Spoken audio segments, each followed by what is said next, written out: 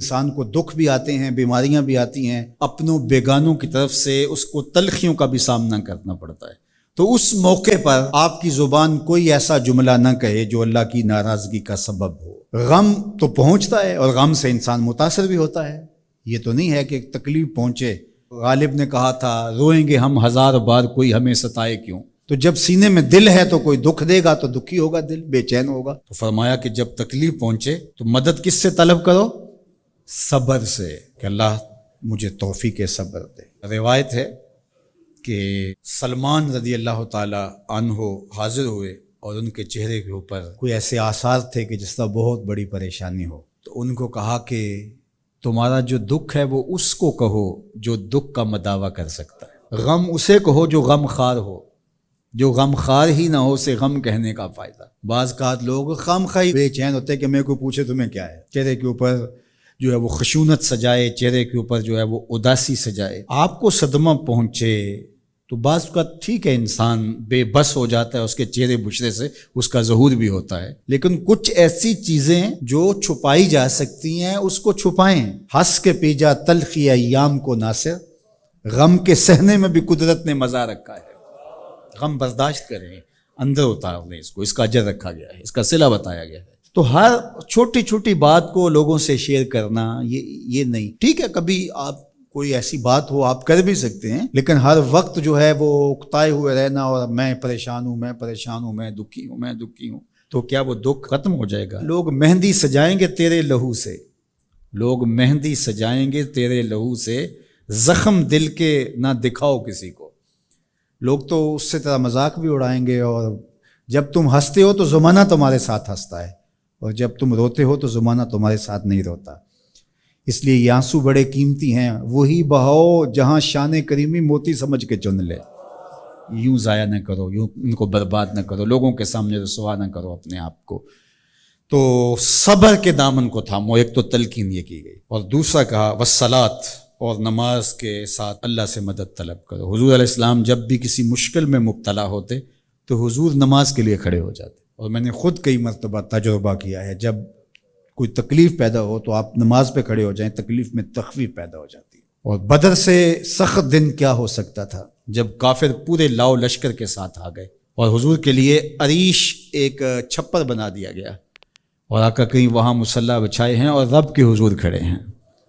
مشکل کے وقت جب کوئی سبب نہ رہے تو اس کے حضور آ جاؤ، وہ تمہاری ضرورتوں کا کفیل ہے۔ وَإِنَّهَا لَكَبِيرَةٌ إِلَّا عَلَى الْخَاشِعِينَ، اور یہ بہت بھاری ہے نماز پڑھنا اور صبر کرنا، لیکن جو اللہ کا خوف سینے میں پالنے والے لوگ ہیں، رکھنے والے لوگ ہیں، ان کے لیے مشکل نہیں ہے۔ بچے کو صبح اٹھائیں آپ نماز کے لیے تو وہ اٹھتا ہی نہیں ہے، بار بار کہہ کے اس کو اٹھانا پڑتا ہے، اور اس نے سوات کی سیر کے لیے جانا ہو اور دوستوں کو ٹائم دیا ہو، تہجد کے وقت ہی تیار ہو کے بیٹھ جاتا ہے۔ اس کا مطلب ہے کہ اس کو نماز کا شوق نہیں ہے، اس کا شوق تھا، جس کا شوق تھا اس کے لیے اٹھنا بھاری نہ ہوا۔ میرے والد گرامی سے کسی نے کہا جی جاگ نہیں آتی، تو فرمانے لگے صبح منڈی جانا ہو تو جاگ آ جاتی ہے، کچہریوں میں تاریخ ہو تو یاد آ جاتی ہے۔ منڈی جانا یہ تمہاری بدنی ضرورت ہے بچوں کے پالنے کے لیے، اپنی ضرورت کے لیے۔ کچہریوں میں جانا خوف ہے، نہ گیا تو میرے خلاف فیصلہ ہو سکتا ہے، تو تمہیں نہ امید ہے اللہ سے اور نہ اس کا خوف ہے، تو پھر کیسے جاگ آئے؟ اور کسی نے کہا کہ حضور نماز پڑھنا چاہتا ہوں، جاگ نہیں آتی۔ اللہ اکبر، کہنے لگے ارادہ اگر پکا ہو تو نیند نہیں آتی، بار بار اٹھ کے ٹائم دیکھتے ہیں وقت تو نہ گزر جائے۔ اللہ اکبر۔ تو فرمایا یہ بھاری ہے لیکن خاشعین کے لیے بھاری نہیں ہے، خشیت خدا سینے میں نہیں ہے، اللہ کا خوف سینے میں نہیں ہے، تو واقعی صبح کا اٹھنا بہت زیادہ بھاری ہے، بہت زیادہ مشکل ہے، لیکن جو خشیت والے ہیں ان کے لیے مشکل نہیں ہے۔ یہ مان لیا کہ صبح کا اٹھنا، سحری کا اٹھنا نفس پہ شاک ہے، لیکن اگر کسی کی زندگی کی لذت اس میں رکھ دی گئی ہو، اللہ اکبر، تو پھر اس کے لیے مشکل تو نہیں ہوگا۔ راہ خدا میں تکلیف اٹھانا مشکل صحیح، لیکن زندگی کا سرور اس میں رکھ دیا گیا ہو۔ وہ مزہ دیا تڑپ نے میری آرزو ہے یا رب، میرے دونوں پہلوؤں میں دل بے قرار ہوتا۔ لکھاں آئے لوگ زمانے تے محبوب خدا جیا، لکھاں سونے بن بن ویندے نے اودی خاک پا جیا کوئی، وہ حسن دیا گیا۔ اور میرے امام بولے بل بل نے گل ان کو کہا، اس سے بڑھ کر بلبل بول ہی نہیں سکتی، پھول سے آگے دیکھ ہی نہیں سکتی، اس نے بھی پھول کہہ دیا۔ بلبل نے گل ان کو کہا، کمری نے سروے جاں فضا، حیرت نے جھنجھلا کر کہا یہ بھی نہیں وہ بھی نہیں۔ خورشید تھا کس زور پر، کیا بھڑ کے چمکا تھا قمر، بے پردہ جب وہ رخ ہوا یہ بھی نہیں وہ بھی نہیں۔ وہ جمال دیا، وہ خوبصورتی دی، وہ حسن عطا کر دیا۔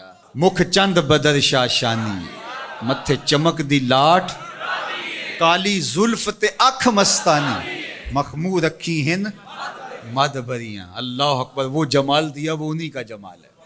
ابو ہریرہ رضی اللہ تعالیٰ عنہ بولے کل قمر لیلۃ البدر لم ارا قبلہ ولا بعدہ مثلہ۔ کیا پوچھتے ہو، 14ویں رات کا چمکتا ہوا چاند تھے میرے حضور۔ پھر بولے نہیں نہیں نہیں نہیں نہیں، حضور جیسا نہ پہلے دیکھا نہ بعد میں دیکھا۔ حسان بن ثابت پاس ہی کھڑے تھے، بولے دیکھتے کیسے، کسی ماں نے جنم دیا ہوتا تو دیکھتے۔ خدا نے وہ سچائی پن چھڑیا جدے وچ محمد نو ٹالیا سی۔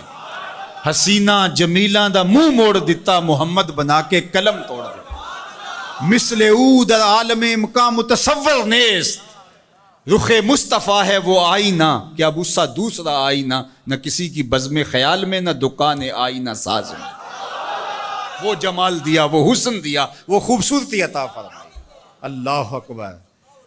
حضرت جابر بن سمرہ سے سنیے، وہ کہتے ہیں لیلۃ الادحیان تھی، 14ویں رات کا چمکتا ہوا چاند تھا، لال دھاری دار یمنی چادر اوڑھ کے محبوب سوئے ہوئے تھے۔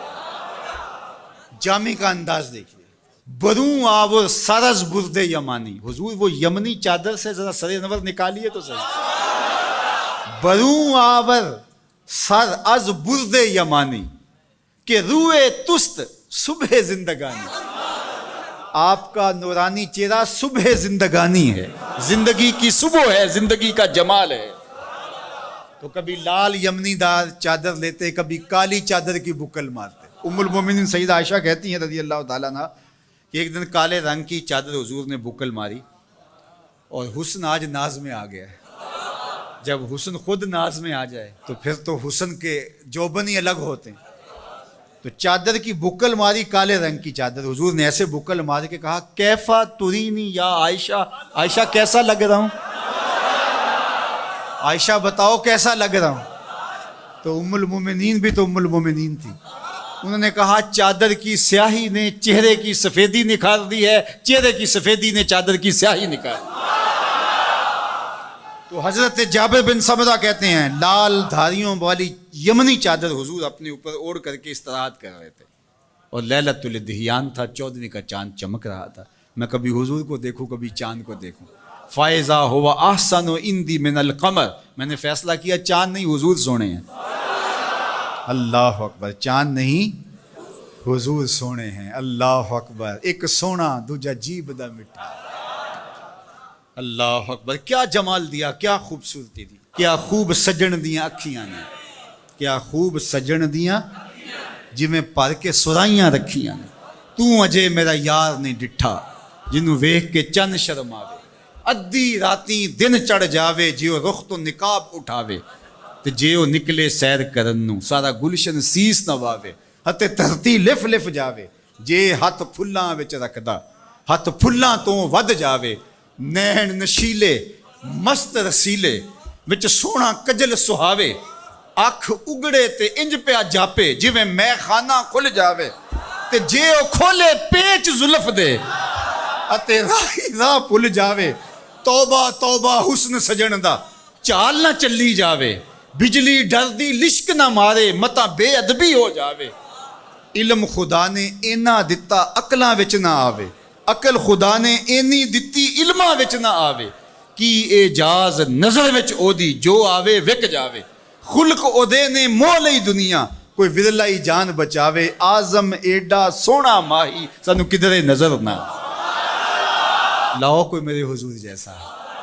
اللہ، کوئی مثل نہیں ڈھولن دی، کوئی مثل نہیں ڈھولن دی، چپ کر مہر علی ایتھے جا نہیں بولن دی۔